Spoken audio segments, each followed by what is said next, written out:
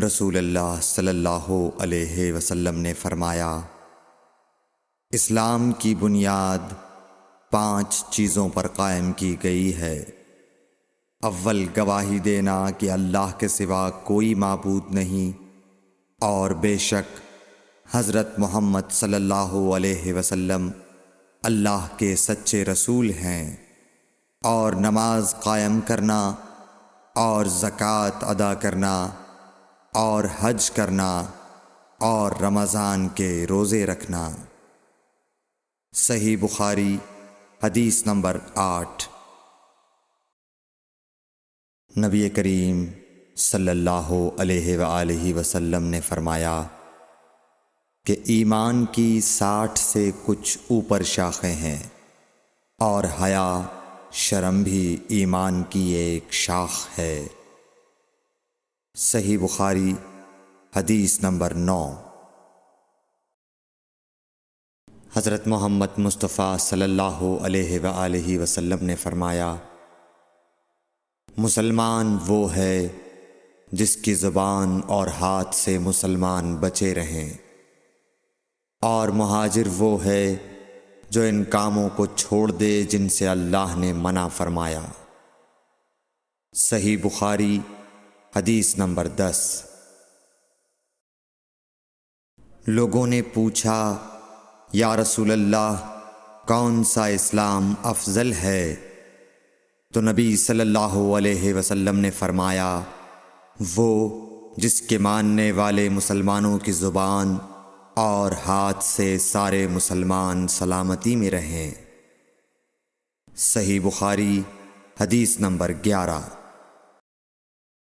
ایک دن ایک آدمی نے حضرت صلی اللہ علیہ وسلم سے پوچھا کہ کون سا اسلام بہتر ہے؟ فرمایا، یہ کہ تم کھانا کھلاؤ اور جس کو پہچانو اس کو بھی اور جس کو نہ پہچانو اس کو بھی، الغرض سب کو سلام کرو۔ صحیح بخاری حدیث نمبر 12۔ حضور اکرم صلی اللہ علیہ وآلہ وسلم نے فرمایا، تم میں سے کوئی شخص ایماندار نہ ہوگا جب تک اپنے بھائی کے لیے وہ نہ چاہے جو اپنے نفس کے لیے چاہتا ہے۔ صحیح بخاری حدیث نمبر 13۔ رسول کریم صلی اللہ علیہ وسلم نے فرمایا، قسم ہے اس ذات کی جس کے ہاتھ میں میری جان ہے، تم میں سے کوئی بھی ایماندار نہ ہوگا جب تک میں اس کے والد اور اولاد سے بھی زیادہ اس کا محبوب نہ بن جاؤں۔ صحیح بخاری حدیث نمبر 14۔ حضرت صلی اللہ علیہ وسلم نے فرمایا، تم میں سے کوئی شخص ایماندار نہ ہوگا جب تک اس کے والد اور اس کی اولاد اور تمام لوگوں سے زیادہ اس کے دل میں میری محبت نہ ہو جائے۔ صحیح بخاری حدیث نمبر 15۔ نبی کریم صلی اللہ علیہ وآلہ وسلم نے فرمایا، 3 خصلتیں ایسی ہیں کہ جس میں یہ پیدا ہو جائیں اس نے ایمان کی مٹھاس کو پا لیا۔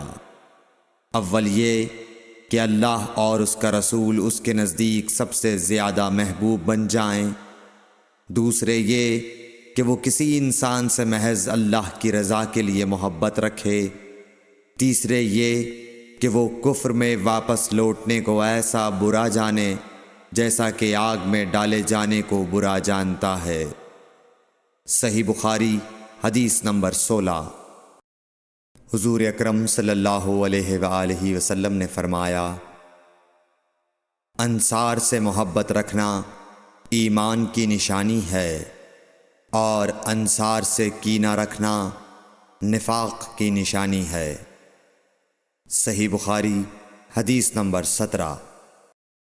رسول اللہ صلی اللہ علیہ وسلم نے اس وقت جب آپ کے گرد صحابہ کی ایک جماعت بیٹھی ہوئی تھی فرمایا کہ مجھ سے بیعت کرو اس بات پر کہ اللہ کے ساتھ کسی کو شریک نہ کرو گے، چوری نہ کرو گے، زنا نہ کرو گے، اپنی اولاد کو قتل نہ کرو گے اور نہ عمدن کسی پر کوئی ناحق بہتان باندھو گے اور کسی بھی اچھی بات میں اللہ کی نافرمانی نہ کرو گے۔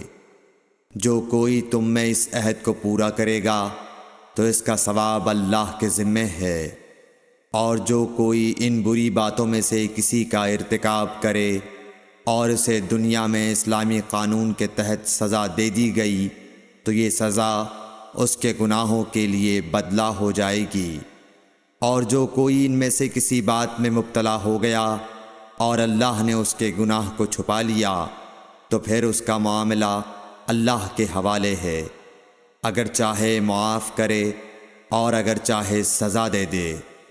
عبادہ کہتے ہیں کہ پھر ہم سب نے ان سب باتوں پر آپ صلی اللہ علیہ وسلم سے بیعت کر لی۔ صحیح بخاری حدیث نمبر 18۔ رسول اللہ صلی اللہ علیہ وسلم نے فرمایا، وہ وقت قریب ہے جب مسلمان کا سب سے عمدہ مال اس کی بکریاں ہوں گی، جن کے پیچھے وہ پہاڑوں کی چوٹیوں اور برساتی وادیوں میں اپنے دین کو بچانے کے لیے بھاگ جائے گا۔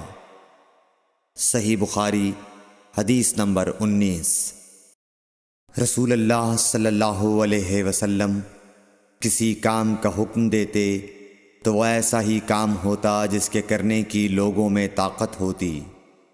اس پر صحابہ کرام نے عرض کیا کہ یا رسول اللہ، ہم لوگ تو آپ جیسے نہیں ہیں، آپ تو معصوم ہیں اور آپ کی اللہ پاک نے اگلی پچھلی سب لغزشیں معاف فرما دی ہیں، اس لیے ہمیں اپنے سے کچھ زیادہ عبادت کرنے کا حکم فرمائیے۔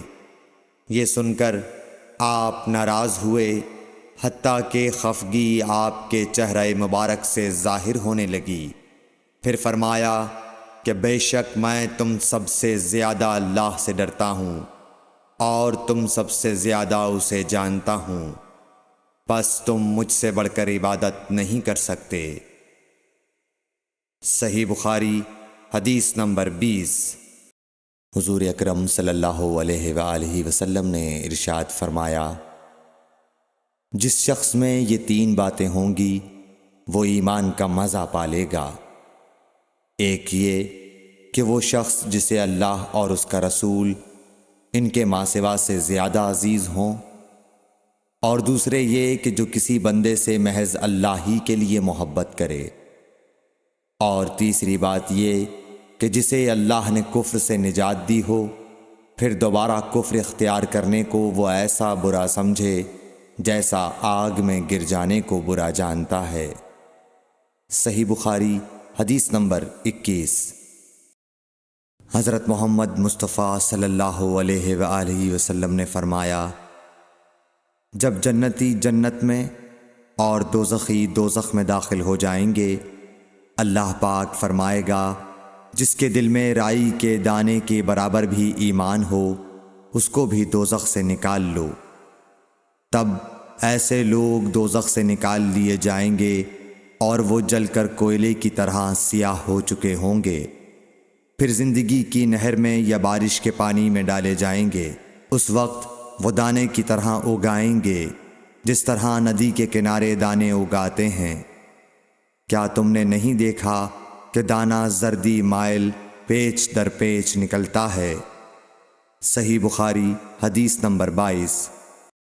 حضور اکرم صلی اللہ علیہ وآلہ وسلم نے فرمایا، میں ایک وقت سو رہا تھا، میں نے خواب میں دیکھا کہ لوگ میرے سامنے پیش کیے جا رہے ہیں اور وہ کرتے پہنے ہوئے ہیں، کسی کا کرتا سینے تک ہے اور کسی کا اس سے نیچا ہے۔ پھر میرے سامنے عمر بن خطاب لائے گئے، ان کے بدن پر جو کرتا تھا اسے وہ گھسیٹ رہے تھے، یعنی ان کا کرتا زمین تک نیچا تھا۔ صحابہ رضی اللہ تعالی عنہ نے پوچھا کہ یا رسول اللہ اس کی کیا تعبیر ہے؟ آپ نے فرمایا کہ اس سے دین مراد ہے۔ صحیح بخاری حدیث نمبر 23۔